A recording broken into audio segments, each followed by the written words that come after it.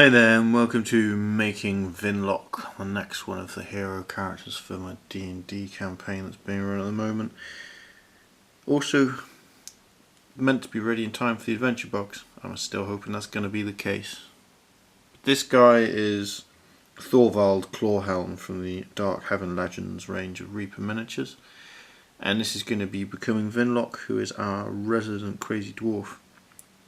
Our dwarf is actually a barbarian, but he still wanders around in heavy armour and very rarely gets angry.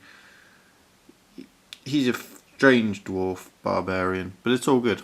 The thing that I found most bizarre about this is it was so difficult to find a dwarf just carrying an axe without carrying a shield. There seems to be a lot of this where you can get a lot of minis where there's the shield and axe, and the shield hand has a big blob on it and isn't really designed for not being used without the shield. And there's no axe. But either way, enter Vinlock.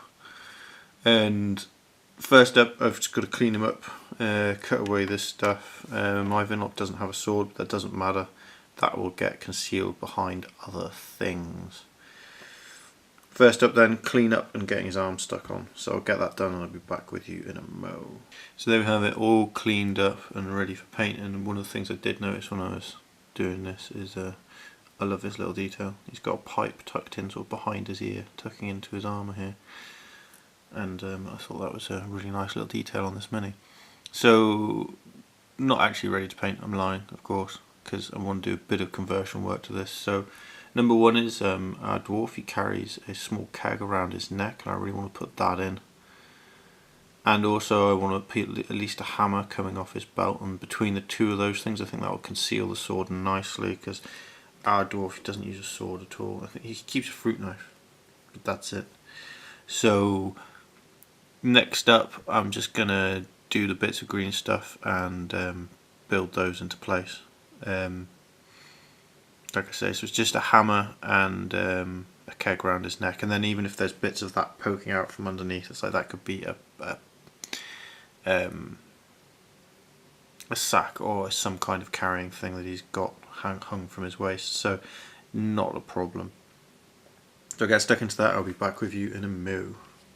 So we have it then, I've just green stuffed in the hammer and the keg of all brew. And the only thing that I've noticed that I'm kind of not exactly happy about is that you can still see the bottom edge of the short sword here.